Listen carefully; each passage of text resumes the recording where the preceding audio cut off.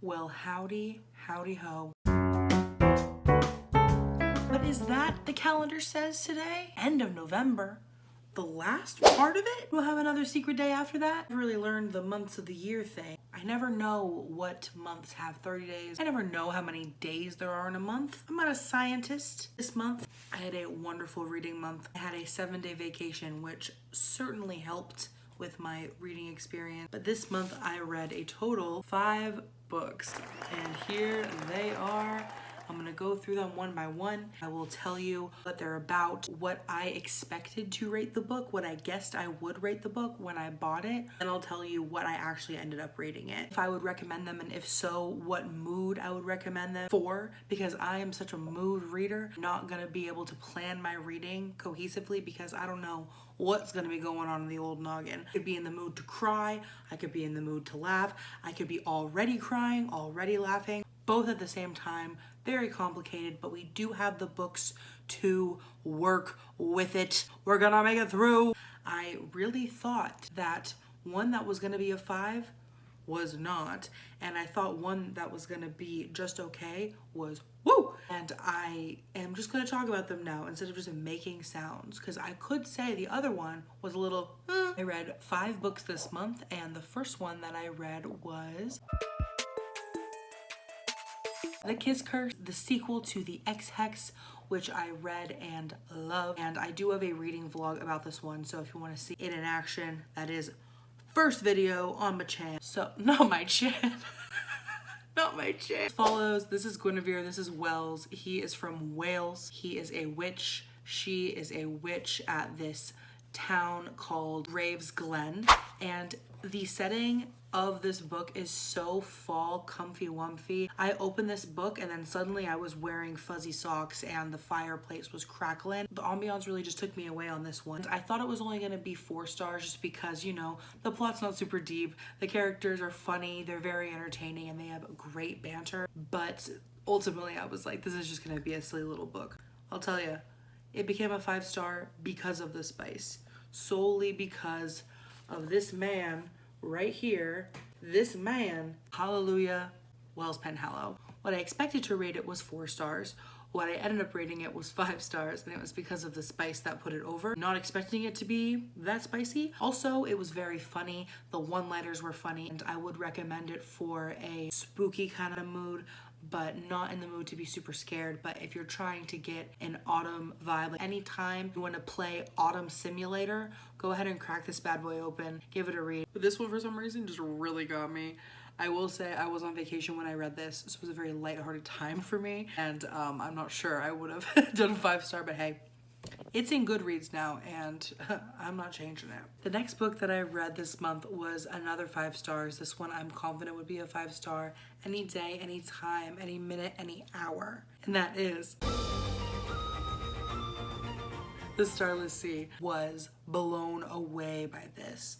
This is unlike anything else I've ever read before in the best way. I thought I would rate this a 5-star, and I did rate it a 5-star. The writing style, just something about it really takes you into the book and just like grabs your soul and like won't let go. This needs your full attention, and if it doesn't, it would be easy to get lost. Like, I'm glad that I read this on vacation and not like in between regular life tasks. I needed to be here. I needed to go on this journey. I would say go into this blind, but I'll tell you, it is a quest. Keep an open mind. Allow yourself to be lost in this. Just let yourself get lost in it. Just trust the process. Be getting like the structure of the story, gathering like bits and pieces together. At a certain point, you're gonna be like, all right, I've got the corner pieces. I'm starting to see the big picture. And then when you do see the story, the message, once you do get to it, you're like, holy shit. And it whoosh, it like, whoo.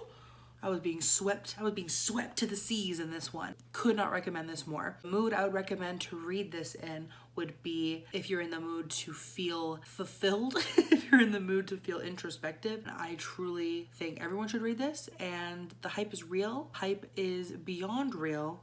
The hype is everything. The third book I read this month was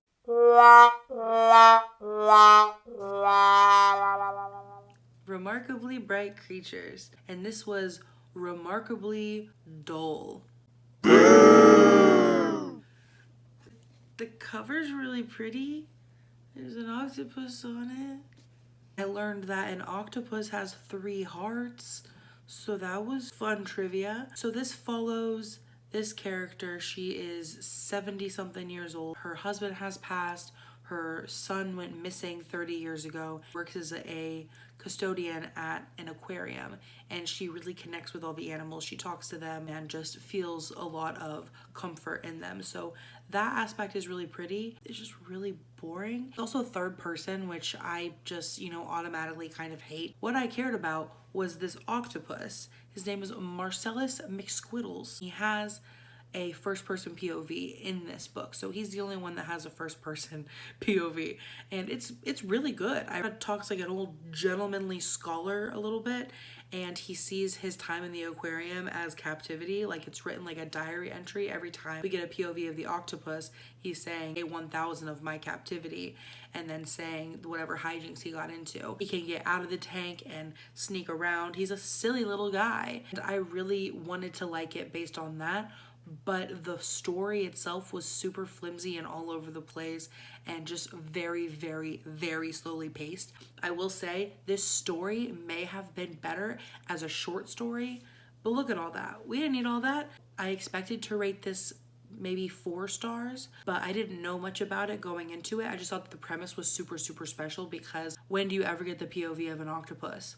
Never. The author didn't seem to understand the voice of the 70-year-old woman. At one point she was like, goodness gracious, I just can't understand these newfangled doohickeys. And I was like, what is this? Like, that sounds like someone in an improv troupe and someone in the audience yelled, old person, and they just went, goodness gracious. The sentence structure was choppy. The chapters didn't flow together. The story itself had a lot of extra details that were really not necessary. There's a whole paragraph about how she puts her jams in the grocery bag and they clank together. I'm like, is that a metaphor? Like, maybe an English teacher would like this. So would I recommend this? No. What did I think I was gonna rate it? 4 stars maybe, because it was so different. Would I rated it 2? What mood would I recommend this in? I wouldn't recommend it. I wouldn't recommend it. But if you do recommend it to someone, maybe like your grandma's book club, this seems like a book club for middle-aged divorcees, perhaps. Maybe after a couple glasses of wine, this would be good, but unfortunately, I'm not gonna read it again. It's a pretty cover though, right? The cover. It's a pretty cover. I just realized Cannoli's been sleeping back there so politely. Buddy, you are adding to the aesthetic. Thank you. You breathing? Okay, his eyes are open, we're good.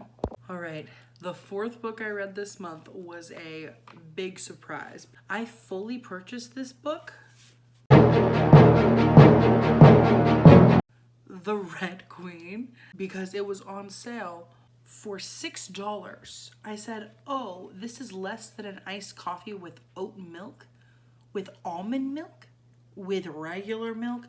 I'm gonna get it. I'm going to get it. And I was like, I don't think that I'll like this. I really don't think that I'm going to enjoy this book. I'm gonna read it and it'll be a silly, silly time. I'll laugh at how bad it is. I will ha and I will ha ha ha. Who's ha-haing now? Me, because I now have the sequel and I'm reading it currently. I thought I would rate this a 2. I rated it a 4.5. I really, really enjoyed it. I don't really know why. It was one of those where I was like, this has been done. It's a girl, she comes from nothing, and suddenly she realizes she has powers. In this world, there are red bloods, the common folk, and then the silver bloods, the fancy, and they all have like X-Men type powers. She suddenly discovers that she has powers and gets forced to live in the castle with the silver bloods so they can like conceal her and not let the red bloods know that there could be power amongst them. And the whole time I'm stressed out. I'm like, who's gonna stab my girl? We're gonna see her bleed red, Taylor's version, all over the place. There's... Hello? And Cannoli liked it too. There's a love triangle in here between the girl and the royalty. I hate that I loved this so much but I did. It was written really fun. It was very quick. It's a YA, so it's not super complicated, but the story was clear. It made sense. The plot twists were twisted, and I just had no issue with it. When I finished it, I was like, yeah, this is a little bit corny. Yeah, the world building was a little silly, and it is a little bit funny that the people with telekinetic powers are called Telkies, and the people with like the powers of the earth are called Greenies. That is a little funny, but I don't know, just enough for me to like it. I just it got me. I hate to say it, but I also listened to the audiobook while I was cleaning. It's definitely a good manic episode cleaning audiobook. I recommend this to someone if they have to clean their house and they have a couple hours to spare. Throw on the audiobook and get it going. I love you guys. Rev up your engines. I'm about to hate on a fave. The last book I read this month, The Inheritance Games. What in the mother? The main character in this inherits a billion-dollar fortune, billions of dollars in a fortune from a man who has passed away and left her his spoils. It says he disinherits the family, but truthfully he gives them like millions each, and the least someone gets is 50K. I don't know if this is just me being a hater, but I just don't imagine the cover of this book, the description of this book, to be taking place anywhere but somewhere fancy. Don't expect it to be taking place in Dallas, Texas. It just really took me out of it. I'm also from the South, so I really don't want to read about it. And I know that this is like a mansion, a billionaire's mansion, but it's in Dallas, Texas. And once you're blacked out in a Denny's in a town, it's hard to see that town as a luxurious place. Unfortunately, I have been. I hated the love triangle. They had nothing, no basis to have feelings for each other. I can't stand when a love interest is only a love interest because they're hot. I thought this was gonna be 5 stars. I really did. I thought there was gonna be so much more to it than it was. I thought there was gonna be some kind of competition for the money, or like the money was like hidden in the house or something. Only kind of games or secrets that they withheld in this book was secret passageways where you'd open one door and it would go to another place in the mansion.